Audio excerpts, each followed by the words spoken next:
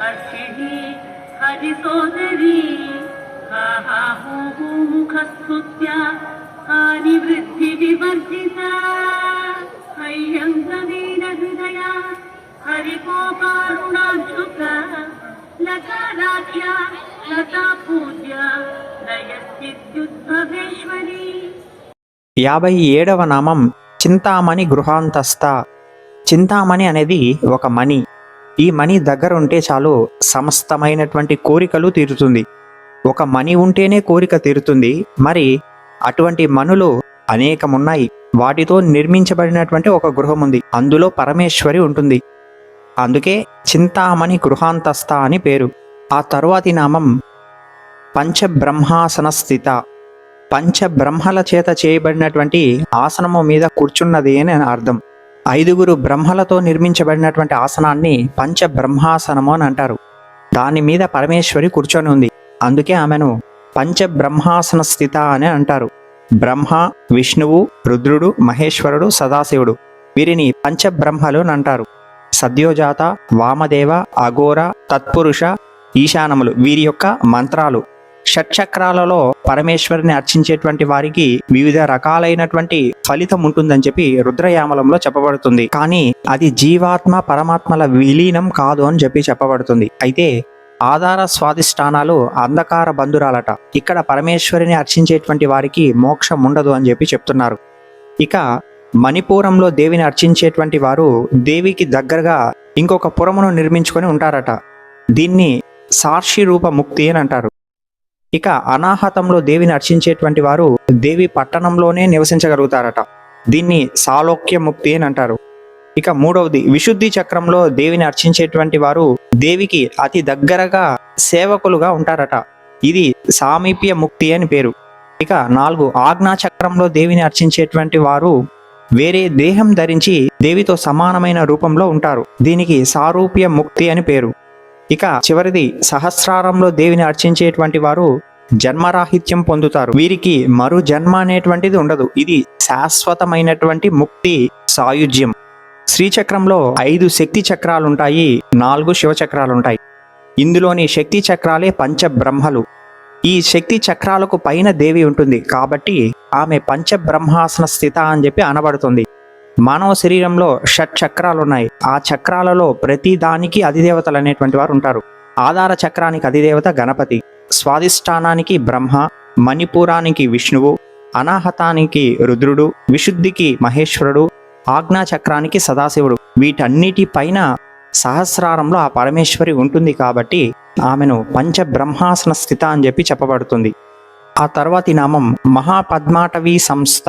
అంటే మహా అంటే గొప్పదైన పద్మము. రుద్రయామలంలో చెప్తారు, ఊర్ధ్వం 3,00,000 యోజనాయామ మహాపద్మ వనామృతం. పైన అంటే బ్రహ్మాండానికి పైభాగంలో 3,00,000 యోజనాల విస్తీర్ణం గల మహాపద్మం అనేటువంటిది ఒకటి ఉందట. మానవ శరీరంలో పైభాగాన బ్రహ్మరంధ్రం దగ్గర ఉన్నటువంటి సహస్రదళ పద్మమే ఇక్కడ చెప్పినటువంటి మహాపద్మాటవి. సహస్రారము 8 దళాలు గల పద్మము. ఇందులోని ఒక్కొక్క దళములోనూ చిన్న చిన్న రేకులు 125 చొప్పున ఉంటాయి. ఈ రకంగా 1000 దళాలుంటాయి. అందుకే దాన్ని సహస్రదళ పద్మం అని అంటారు. ఇందులో 8 దళాలు 8 దిక్కులకు తిరిగి ఉంటుంది. దానిపైన 1000 రేకులు గల కుల పద్మము అధోముఖమై ఉంటుందట. అదే మహాపద్మం అని చెప్పి చెప్పబడుతుంది. అందులో ఆ పరమేశ్వరి ఉంటుందట. అందుకే ఆమె మహాపద్మాటవీ సంస్థ. ఇక ఆ తర్వాతి నామం కదంబ వనవాసిని. కదంబం అంటే కడిమి చెట్టు. పరమేశ్వరి కదంబ వనవాసిని. కడిమి చెట్ల వనమునందు ఆమె నివసిస్తుంది. బిందు స్థానమే సుధా సింధు అని చెప్పి అని అంటారు. పంచయోనులే కల్పవృక్షాలట. వాటిలో కదంబ వనము. ఆ వనములో రత్న మండపము, దాని మధ్య చింతామణి గృహము ఉందట.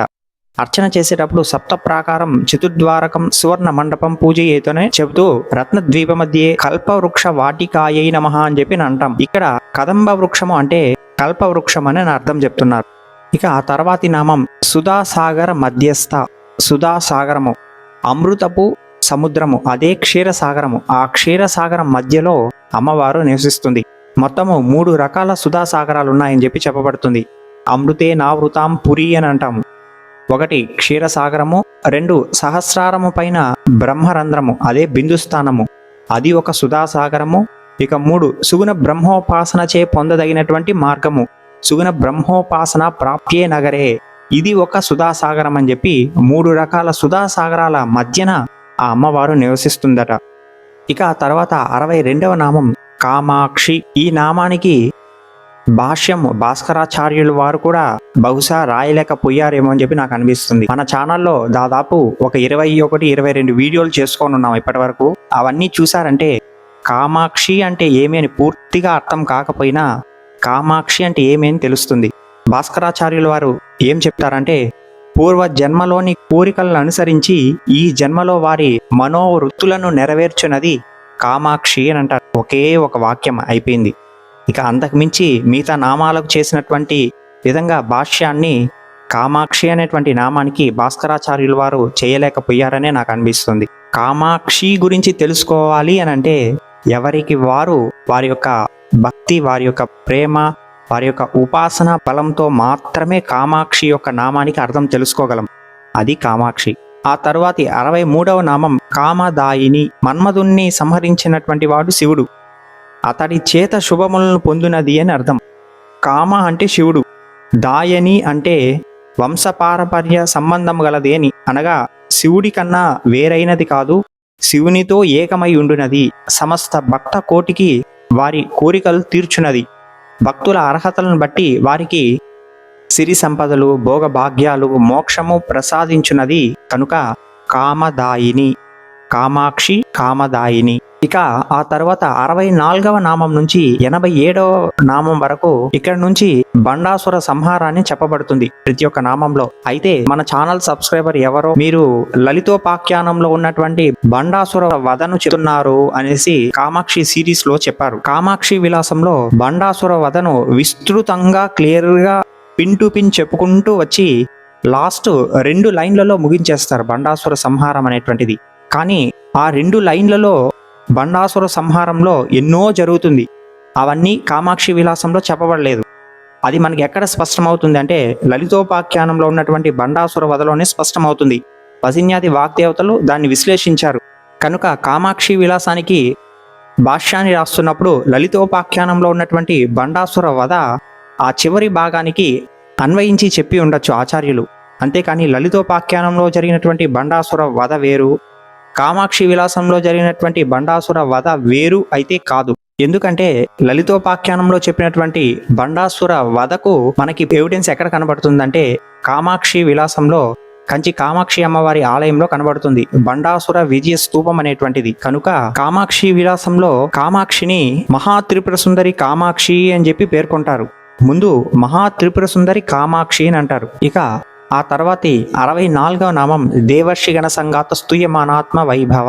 ఇక్కడ దేవర్షి గణాలు, ఆ తర్వాత సంగాతము, స్తూయమానాత్మ వైభవ, దేవగణముల చేత ఋషి గణముల చేత కొనియాడుబడుచున్నదని, స్తుతింపబడుచున్నటువంటిదని, ఆత్మస్వరూప వైభవం కలది అని అర్థం.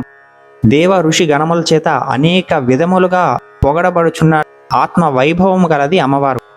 సంగాతము అంటే నరకము. అటువంటి నరకము నుంచి తప్పించమని దేవగణాలు, ఋషిగణాలు ఆ దేవిని ప్రార్థిస్తున్నారు. ఘాతము అంటే సంహరించటం. బండాసుర సంహారం చెయ్యమని ఈ గణాలన్నీ కూడా దేవిని ప్రార్థిస్తున్నాయి. బండాసురుడు దేవతలను ఓడించారు, వారిని రాజ్య భ్రష్టులను చేశాడు, యజ్ఞయాగాదులు పాడు చేస్తున్నాడు, ఋషులను బాధిస్తున్నాడు. అప్పుడు వీరందరూ ఆ పరమేశ్వరుని ప్రార్థిస్తారు. యది తుష్టాసి కళ్యాణి వయం దైత్యేంద్ర పీడితా దుర్లభం జీవితం చాపి త్వాం గత శరణార్థినః అని అంటారు. ఇక్కడ దేవగణాల చేత అమ్మవారు స్తుతింపబడుతుందని అంటారు. దేవగణాలు మొత్తము 209 మంది, మహారాజులు 7, వసువులు 8, రుద్రులు 11, విశ్వదేవతలు 10, సాధ్యులు 12 మంది, సూర్యులు 12 మంది, తుషితులు 36 మంది, అనిలులు 49 మంది, భాస్వరులు 64 మంది. వీరు మొత్తము 209 మంది దేవగణాలు. వీరందరి చేత అమ్మవారు స్తుతింపబడుతుంది. ఇక ఆ తర్వాతి నామం బండాసుర వధోద్యుక్త శక్తి సేన సమన్విత. ఇక గతంలో పరమేశ్వరి యొక్క 5వ నామంలో దేవకార్య సముద్యత అని చెప్పి చెప్పడం జరిగింది. అంటే దేవతల కార్యములు నెరవేర్చడం కోసం అని దేవి ఆవిర్భవించింది. దేవతల కార్యం ఏమిటి అంటే దుష్ట శిక్షణ, శిష్ట రక్షణ.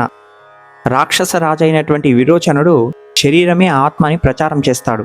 కానీ ఇంద్రుడు మాత్రం ఇది నమ్మక మళ్ళీ బ్రహ్మ దగ్గరకు వచ్చి ఆత్మతత్వాన్ని గురించి తెలుసుకుంటాడు. ఈ రకంగా శరీరమే ఆత్మ అనుకోవడం అసురతా భావన. ఆత్మస్వరూపిణి పరమేశ్వరియే అరిషడ్వర్గాన్ని, శరీరాభిమానాన్ని నాశనం చేసి మోక్షాన్ని ప్రసాదించడమే బండాసుర వధ యొక్క ముఖ్య ఉద్దేశం.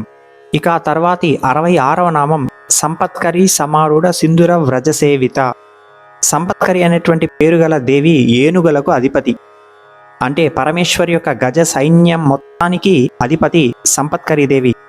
కామాక్షి చేతిలో ఉండేటువంటి పాసం, అంకుశం 2 ఉంటుంది కదా. సంపత్కరి దేవి అమ్మవారి యొక్క పాసం నుంచి పుట్టినటువంటి దేవత. సంపత్కరి దేవి రణ కోలాహలము అనేటువంటి ఏనుగును అధిరోహించి ఉంటుంది. కోట్ల కొలది ఏనుగులు ఈమెను అనుసరించి ఉంటాయి. సంపత్కరి దేవికి గజశాస్త్రం గురించి బాగా తెలుసు. ఏనుగులలో సింధుర గజము, భద్ర గజము, మంద్ర గజము, మృగ గజము ఇలా అనేక రకాలైనటువంటి బలిష్టమైనటువంటి మహోన్నతములైనటువంటి గజాలన్నీ ఉంటుంది. ఆ గజాలకు అధిదేవత సంపత్కరి దేవి. సుఖ సంపదలతో కూడినటువంటి మనోవ్యాపారమే సంపత్కరి. సుఖ సంపదలతో కూడినటువంటి చిత్తవృత్తులు సంపత్కరి యొక్క సంజ్ఞ గలవి. మనస్సు అనబడేటువంటి పరమేశ్వరి ఈ చిత్తవృత్తులను అధిరోహించి శబ్దాది విషయ సమూహములను గజములచే సేవింపబడుచున్నదేని అర్థం. అదే సంపత్కరి సమారూఢ సింధుర వ్రజసేవిత. యుద్ధాలలో ఉపయోగించేటువంటి ఏనుగును సింధుర గజము అని అంటారు. మరి అటువంటి గజాలన్నీ కూడా అమ్మవారిని ఉపాసిస్తున్నాయట. మరి అటువంటి గజాలతో కూడినటువంటి దేవత కూడా అమ్మవారిని ఉపాసిస్తుందట. ఇక ఆ తర్వాతి 67వ నామం అశ్వారూఢ దిష్టితాశ్వ కోటి కోటి భిరావృత. అశ్వారూఢ ఈమె అమ్మవారి యొక్క అంకుశం నుండి పుట్టినటువంటి దేవత. అపరాజిత అనేటువంటి గుర్రాన్నెక్కి వాయువేగ మనోవేగాలతో తిరుగుతుందట. ఆవిడ వెనక అదే వేగంతో పరుగులు తీసే గుర్రాలు కొన్ని కోట్ల కొలది ఉంటుందట. ఈ దేవత అశ్వాన్ని అధిరోహించి ఉంటుంది కాబట్టి అశ్వారూఢ అని చెప్పి అనబడుతుంది. శ్రీచక్రంలోని త్రికోణంలో ఉండేటువంటి వజ్రేశ్వరియే అశ్వారూఢగా గుర్తించాలి. మంత్రశాస్త్రంలో అశ్వారూఢ దేవికి ప్రత్యేక మంత్రం ఉన్నది. అదేవిధంగా సంపత్కరి దేవికి కూడా ఒక ప్రత్యేక మంత్రం ఉన్నది.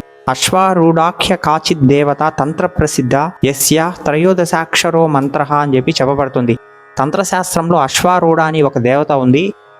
ఆమె యొక్క మంత్రము 13 అక్షరములు గలది అని చెప్పి చెప్తున్నారు ఇక్కడ. సమారాధ్య హఠాత్కారహఠాపురా హర్షప్రదా అవిర్భోత్రి ఆర్ధసంతవసాపహ హల్నీసలాస్య సంతుష్ట హంసమంత్రార్థరూపిణి ఆనూపాన